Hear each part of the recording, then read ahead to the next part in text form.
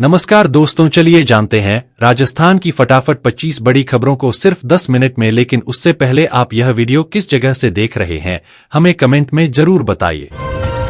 राजस्थान के कई जिलों में आज कड़ाके की ठंड और घना कोहरा देखने को मिला है। सबसे कम न्यूनतम तापमान श्रीगंगानगर में रिकॉर्ड किया गया, जबकि प्रतापगढ़ में मौसम तुलनात्मक रूप से हल्का रहा। मौसम विभाग का कहना है कि राज्य के उत्तरी और पूर्वी क्षेत्रों में शीत दिवस की स्थिति बनी रह सकती है और आने वाले कुछ दिनों तक कोहरा छाया रहने की संभावना है। गांवों में फसलों और आम जनजीवन पर ठंड का प्रभाव साफ नजर आ रहा है, जिससे लोग और किसान सतर्कता बरत रहे हैं। राजस्थान में आगामी जनगणना को लेकर तैयारियां शुरू कर दी गई हैं। शुरुआती चरण में मकानों की सूची तैयार की जा रही है और कर्मचारियों को जिम्मेदारियां सौंपी जा रही हैं। इस दौरान शिक्षा और सामाजिक से जुड़े कई महत्वपूर्ण आंकड़े जुटाए जाएंगे। प्रशासन का कहना है कि यह प्रक्रिया राज्य की योजनाओं और विकास कार्यों के लिए अहम है, इसलिए कर्मचारियों को प्रशिक्षण और स्पष्ट निर्देश दिए गए हैं ताकि शहरी और ग्रामीण दोनों इलाकों से सही जानकारी मिल सके। आज प्रदेश में पेट्रोल और डीजल के दामों में किसी तरह का बड़ा बदलाव नहीं हुआ है। तेल कंपनियों के अनुसार पेट्रोल की कीमत लगभग 105 रुपए प्रति लीटर बनी हुई है। बीते कई दिनों से कीमतों में स्थिरता रहने से लोगों को कुछ राहत महसूस हो रही है। हालांकि ईंधन सस्ता नहीं होने को लेकर राजनीतिक बयानबाजी जारी है और आम लोग दाम घटाने की मांग कर रहे हैं। राज्य की पेंशन योजनाओं को लेकर फिलहाल कोई नया बदलाव सामने नहीं आया है। प्रशासन ने बताया कि वरिष्ठ नागरिकों, विधवाओं और दिव्यांगों को मिलने वाली पेंशन डिजिटल माध्यम से समय पर खातों में भेजी जा रही है ताकि किसी प्रकार की परेशानी न हो। सरकार का कहना है कि यह व्यवस्था पारदर्शिता बढ़ाने और प्रक्रिया को आसान बनाने के उद्देश्य से लागू की गई है और आगे कोई भी अपडेट आधिकारिक माध्यम से साझा किया जाएगा। राजस्थान के मुख्यमंत्री ने आज कृषि और पशुपालन से जुड़े विषयों पर संवाद कार्यक्रम आयोजित किया, जिसमें किसानों, पशुपालकों और डेयरी क्षेत्र के प्रतिनिधियों ने अपनी समस्याएं और सुझाव रखे। मुख्यमंत्री ने भरोसा दिलाया कि इन सुझावों पर विचार कर उन्हें आगामी बजट में शामिल किया जाएगा। प्रशासन के अनुसार इस पहल से ग्रामीण आय बढ़ेगी और किसानों को तकनीकी व आर्थिक सहयोग मिलेगा। राजस्थान कर्मचारी चयन बोर्ड ने कृषि पर्यवेक्षक भर्ती का नोटिफिकेशन जारी कर दिया है, जिसके तहत लगभग 1100 पदों पर नियुक्ति की जाएगी। इच्छुक और योग्य अभ्यर्थी 13 जनवरी से 11 फरवरी तक आवेदन कर सकते हैं। बोर्ड ने बताया कि भर्ती प्रक्रिया को पारदर्शी और समयबद्ध रखने के लिए सभी दिशा निर्देश जारी कर दिए गए हैं, जिससे कृषि सेवाओं को मजबूती मिलेगी और युवाओं को रोजगार मिलेगा।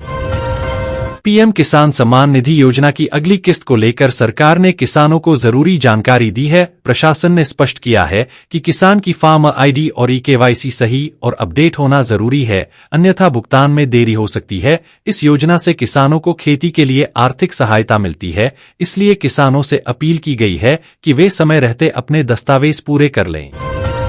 राजस्थान के बजट संवाद में इस बार कृषि और किसानों से जुड़े मुद्दों को विशेष प्राथमिकता दी गई है। चर्चा के दौरान किसानों की आय बढ़ाने, सिंचाई योजनाओं को मजबूत करने और कृषि तकनीक के विस्तार पर जोर दिया गया। प्रशासन का कहना है कि बजट में किसानों की जरूरतों को ध्यान में रखकर योजनाओं को लागू किया जाएगा, जिससे ग्रामीण अर्थव्यवस्था को मजबूती मिलेगी।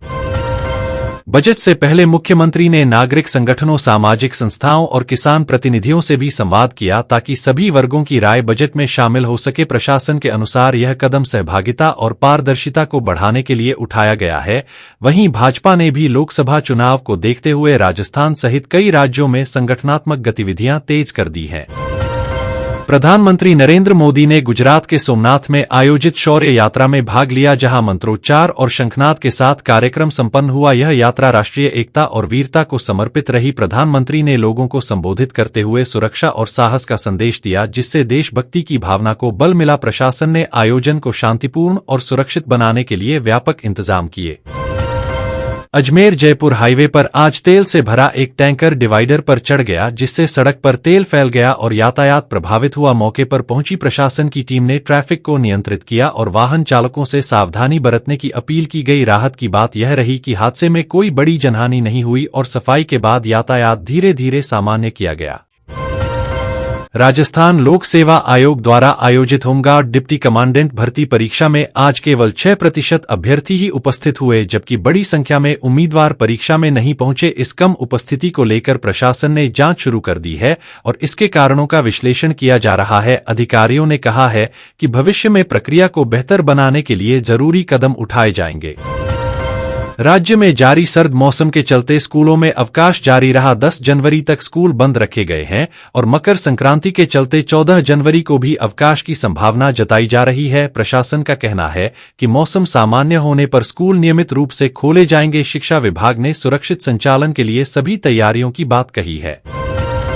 राजस्थान सरकार ने 2450 मेगावाट सोलर प्लस स्टोरेज परियोजना के लिए देश का अब तक का सबसे बड़ा टेंडर जारी किया है। सरकार का उद्देश्य राज्य में बिजली आपूर्ति को अधिक सुरक्षित और भरोसेमंद बनाना है। इस परियोजना से भविष्य की ऊर्जा जरूरतों को पूरा करने में मदद मिलेगी और ग्रामीण व शहरी क्षेत्रों में उद्योगों और घरों को स्थिर बिजली उपलब्ध हो सकेगी।